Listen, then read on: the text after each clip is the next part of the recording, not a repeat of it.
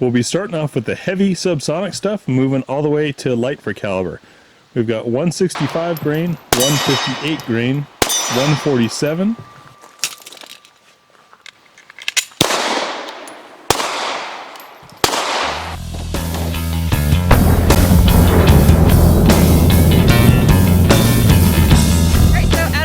With the Smith Wesson SD9 VE, we're going to do full mag plus one. So there's my one. Release that. Let's see what we get.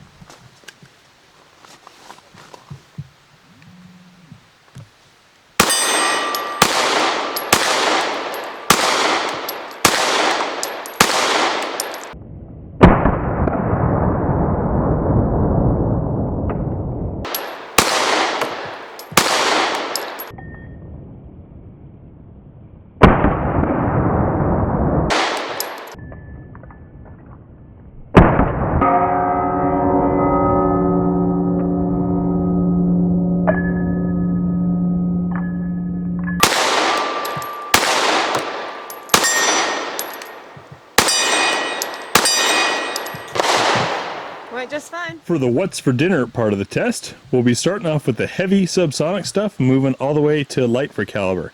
We've got 165 grain, 158 grain, 147, 124, 115 steel case, 115 hollow point, 100 grain, 92 grain, 84 grain, 65 grain high velocity, and 65 grain low velocity.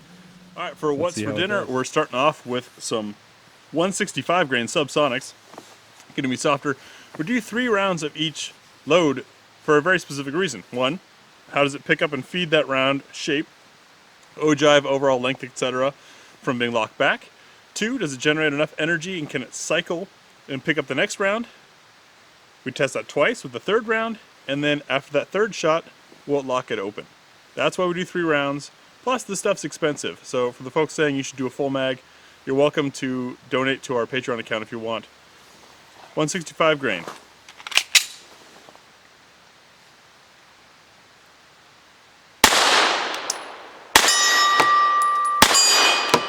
Lock back. 158 grain.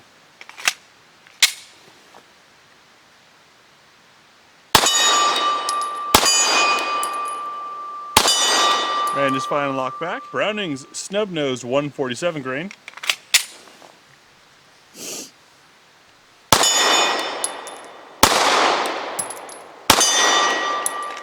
Ran just fine.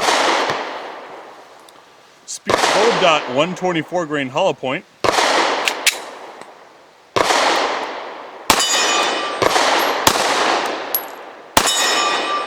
Ran just fine. Wolf 115 grain steel case.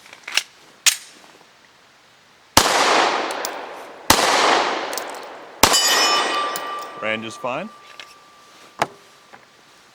Hornady's American Gunner 115 grain hollow point.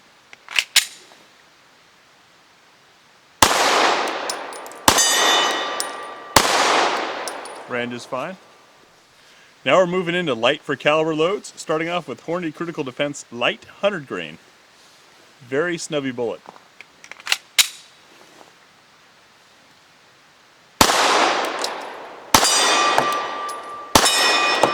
Ran just fine. Fiocchi 92 grain. This is a composite powder copper funky thing, discontinued round.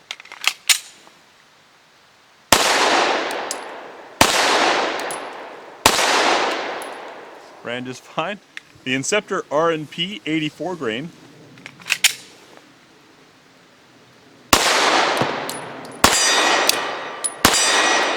Ran just fine and locked back. Liberty's Civil Trainer High Velocity 65 grain.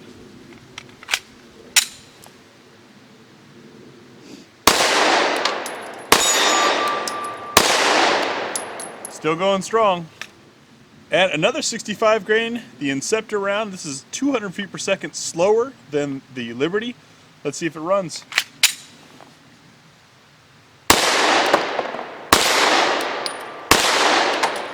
And it ran. Folks, I would call the SD9 VE an omnivore.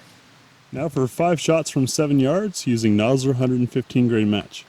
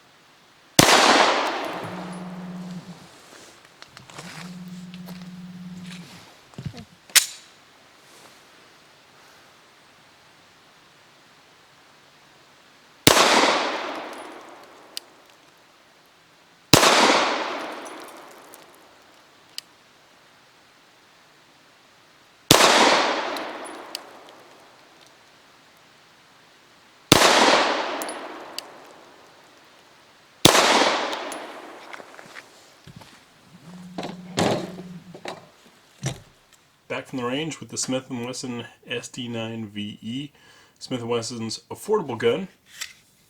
I'm going to say it does most things well for a gun in its price range. It's a good gun. The sights, for some reason, we couldn't shoot that well with. That could just be us. The trigger also not going to win anyone over. It's certainly heavy, and I did find the checkering on here to be a bit too aggressive. Might want to take some sandpaper or something to that and soften that down a little. But overall, for the money, there aren't many guns in this price category that do better. Alright, so switching it up a little bit, I'm going to talk about this. We've already shot it on the range. Kind of go over our impressions. So as you can see, this is clear. For a budget gun, can't complain too much. You know, it's fairly inexpensive. My biggest complaint is also, you know, kind of mute in the sense that it's a firearm, it shoots, it does what it's supposed to. You know, for the most part, I can get to the mag release without changing my grip.